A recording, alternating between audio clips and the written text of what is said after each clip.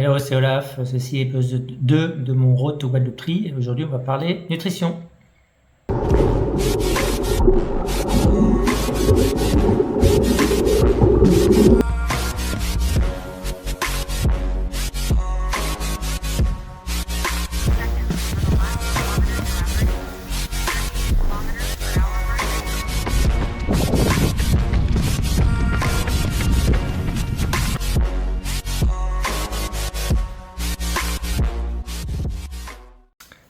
Alors, tout d'abord, un petit update au niveau de la préparation. Alors, comme je vous expliquais hier, on est dans la phase maintenant de préparation, de tapering. Donc, on commence à essayer de se reposer un peu pour engendrer de l'énergie pour la course. Alors, je déteste cette phase-là parce que, le corps se rend compte que, on fait plus vraiment des efforts intense comme avant, donc il commence à faire de la résistance, et deux, psychologiquement, chaque fois qu'on voit une séance, on se dit quand même il y a la course bientôt, ce serait bien de pas trop se fatiguer, et en même temps on fait encore des séances dures, donc psychologiquement c'est encore plus difficile, ou physiquement je trouve que c'est encore plus difficile lorsqu'on rentre avec un état d'esprit de j'essaye de me reposer. Donc c'est typiquement une phase que j'aime pas du tout.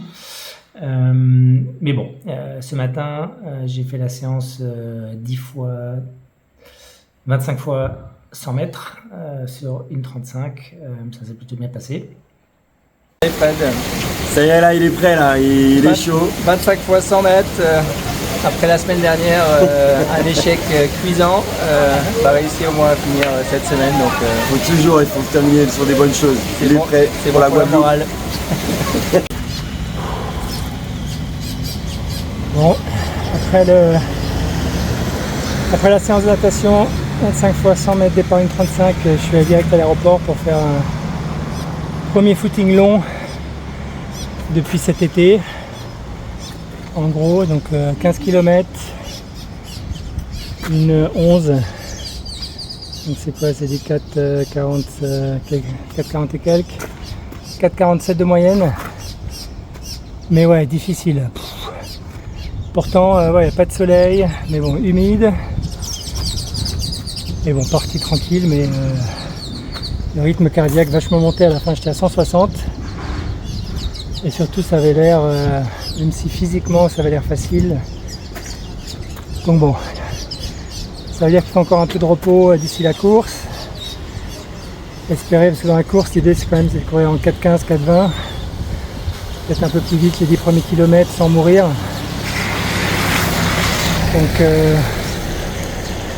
c'est pas aujourd'hui que j'aurais fait ça, mais bon, le mindset, le psychologique aussi super important. Là on arrive dans la phase tapering, donc on essaie de se reposer avant la course, et donc mentalement on veut faire des efforts faciles, mais bon, sur le plein il faut encore les faire, les 2h30, 3h par jour, donc psychologiquement ça bloque un peu, et donc moi je déteste les séances faciles, parce que mentalement on souffre toujours plus, je trouve.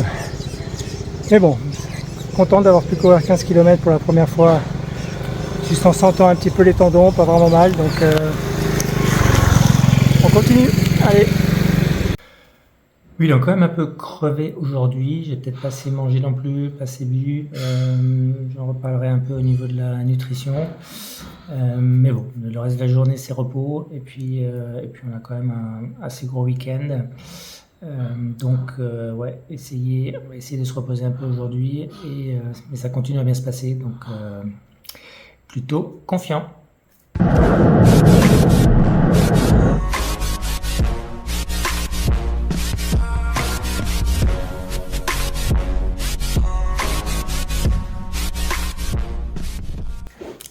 Alors la nutrition, donc c'est un sujet assez complexe et en même temps relativement simple. Donc pour moi il y a plusieurs choses. Il y a la nutrition dans les semaines, disons, avant la course. Donc ça c'est plus, je pense, une hygiène de vie générale, et il faut avoir suffisamment de glucides, suffisamment de sucre pour être capable de faire les entraînements, et ensuite suffisamment de protéines après, et également de sucre pour bien récupérer, assimiler et devenir plus fort.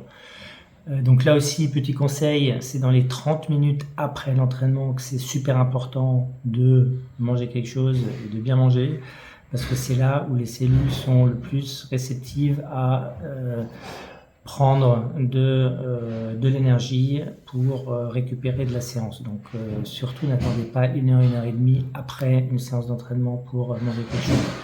Maintenant, tant que vous vous entraînez pas plus de 1 heure et demie par jour, je pense que ça sert à pas grand chose de changer massivement ce que vous mangez en dehors en général. Donc vraiment l'idée, voilà, c'est de manger sain, bien, et après en fonction de vos objectifs, voilà, si vous voulez perdre du poids, évidemment, il faut faire ça dans les mois avant, à partir de 2-3 semaines avant la course. Ça sert à rien de commencer de se dire j'aimerais bien perdre du poids, parce que franchement c'est juste déjà trop tard. Donc ça, c'est vraiment dans les mois avant. Et quand on commence à s'entraîner plus de 2 heures voire 3 heures par jour, là évidemment on peut manger beaucoup plus. Je considère que c'est beaucoup moins important de bien manger. L'important, c'est surtout de manger assez pour être capable de récupérer les séances et avoir suffisamment d'énergie pour la séance suivante. Alors après, il y a ce que vous mangez dans les 2-3 jours avant la course. Donc là aussi, c'est important de simplifier ce que vous mangez de plus en plus au fur et à mesure que vous approchez de la course. Donc le dernier jour avant la course, c'est quasiment plus que du sucre. Les 2-3 jours avant, 2 jours en tout cas avant la course, plus de légumes, plus rien qui a des fibres. Donc vraiment simplifier au maximum. Pour faciliter tout le travail que votre estomac a à faire au moment de la course. Moi je fais 2 jours avant la course, le soir. Là c'est vraiment, on se goinfre, on mange 2 pizzas ou qu'est-ce que vous voulez. C'est encore plus important sur les Ironman, mais n'importe quelle course. 2 jours avant, on se goinfre, et le jour avant la course, là on mange plutôt peu.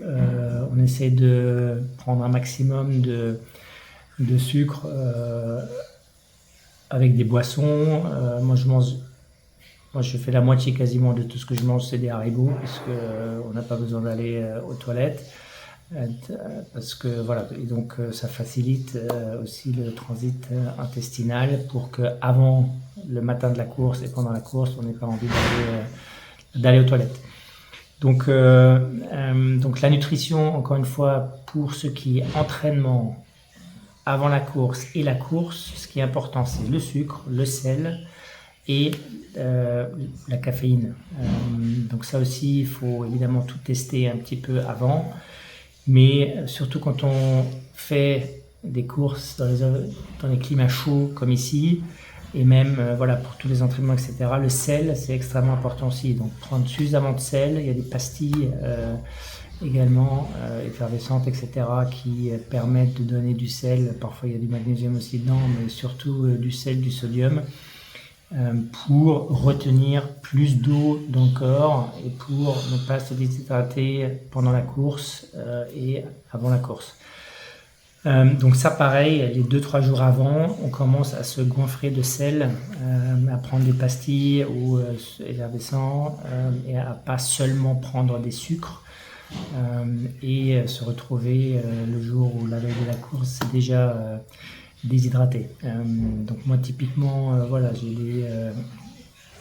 j'ai des pastilles que je prends toujours avec de l'eau. Donc il ne faut pas que boire de l'eau les jours avant, il faut surtout mettre du sel dedans pour garder et pour faire un maximum de rétention d'eau, pour être bien hydraté avant de commencer la course.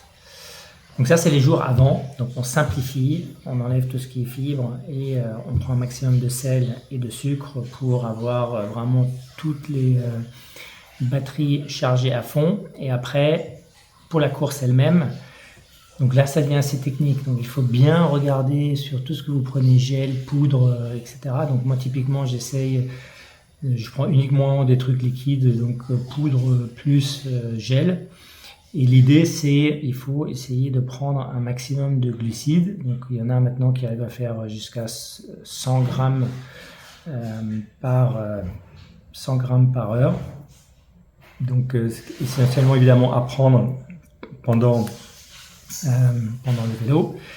Donc quand même essayer de prendre un petit déj, également un truc super facile et qu'on peut digérer facilement. Moi en général je prends des toasts avec du miel et un peu de beurre. J'en prends 2-3. De toute façon quand on se lève à 4h du matin en général, on n'a pas trop envie de manger, mais il faut quand même se forcer à manger un petit peu.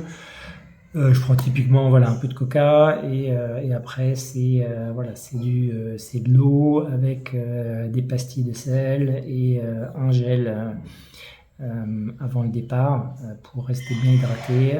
Donc là évidemment on peut pas du tout manger et boire pendant la natation. Et après sur le vélo, donc c'est là où c'est vraiment critique. Il faut s'assurer de prendre à peu près 1 gramme de sel par heure sur le vélo, pendant tout le vélo, et à peu près, si on peut, entre 80 et 100 grammes de carbs, pareil, par heure. Donc en tout cas, avoir tout ce qu'il faut. Donc si on pense que le vélo, ça peut prendre 2h30, on multiplie ça par 2h30 et on regarde tous les gels que je prends, est-ce que j'ai suffisamment de sel là-dedans, est-ce que j'ai suffisamment de carbs là-dedans pour me donner tout ce dont j'ai besoin. Donc 2 grammes 50 de sel, ou si c'est 3 heures, 3 grammes de sel et entre 250 et 300 milligrammes de carbs. Ou grammes de carbs, pardon.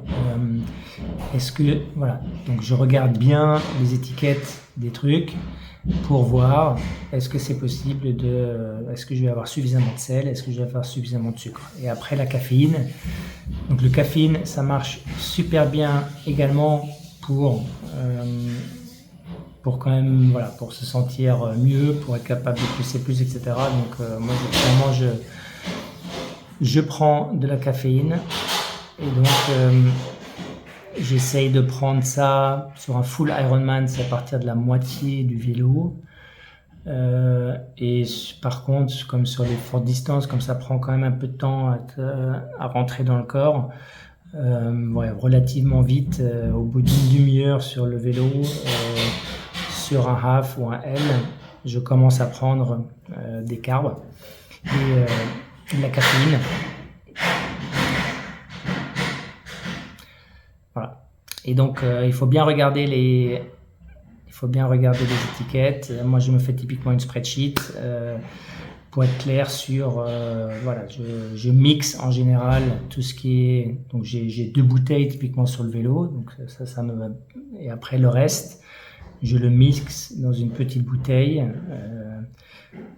que je mixe sur le vélo avec l'eau que j'arrive à prendre des Aid Stations et je mets, alors en général ce qui est dans les poudres et les gels, il n'y a pas assez de sel dedans, premièrement. Deuxièmement, dans les gels, parfois il y a très peu de sel, parfois il y a un peu plus de sel, mais il n'y a jamais vraiment tout le sel dont on a besoin pour des courses dans la chaleur. Donc il faut absolument rajouter des pastilles de sel dans le mix de ce que vous prenez pour être dans les meilleures conditions et arriver donc à ce 1 gramme à peu près de sel que vous devez prendre par heure pour être dans les meilleures conditions possibles. Donc le but toujours sur le vélo, c'est de manger et de boire un maximum sans devenir malade. Et parfois ça m'arrive évidemment de vomir un petit peu parce que c'est juste un peu trop. Dans ce cas-là, on ralentit un petit peu la cadence, on prend un peu d'eau, un peu de coca, c'est les 2 trucs en général s'il y en a qui passent le mieux. Et après on continue. Mais l'idée c'est clairement de pas arriver au départ de la course à pied en n'ayant pas assez mangé et pas assez bu, parce que lorsqu'on commence à courir, ça commence à bouger vachement plus, à être ballotté vachement plus le ventre, etc. Donc c'est de plus en plus difficile. Ok, donc en résumé, pour faire simple sur le vélo, moi ce que je fais, c'est donc il faut l'équivalent de 4 bouteilles avec de la poudre dedans. Et dans chaque bouteille, je mets une pastille supplémentaire de electrolytes, donc de sel. Et je prends en plus un gel à peu près toutes les 30 minutes. Donc ça, c'est pour le vélo. Donc entre 4 et 5 bouteilles quand même d'eau. Donc il faut avoir voilà, les poudres plus les pastilles à mettre dedans. Plus les gels.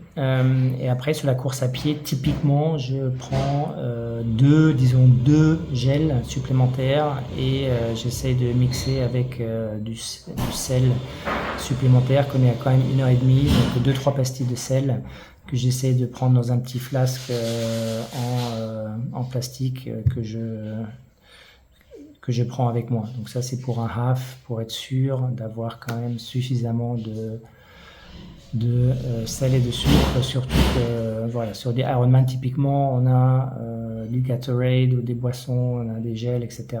Je pense que Guadeloupe ça va être juste de l'eau, à vérifier.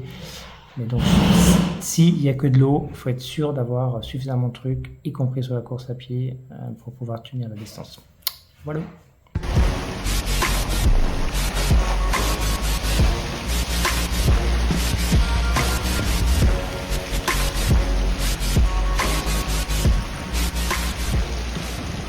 Voilà, j'espère que ça vous a plu. Si vous avez des commentaires, des questions, dites-moi. C'est toujours sympa d'avoir un peu de feedback. Et s'il y a d'autres trucs que vous voulez savoir avant la course. Et sinon, comme d'hab, like, subscribe.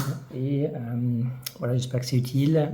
On a encore plein de choses dont on va parler dans les prochains jours. Mais j'espère que c'est utile. Et merci du suivi.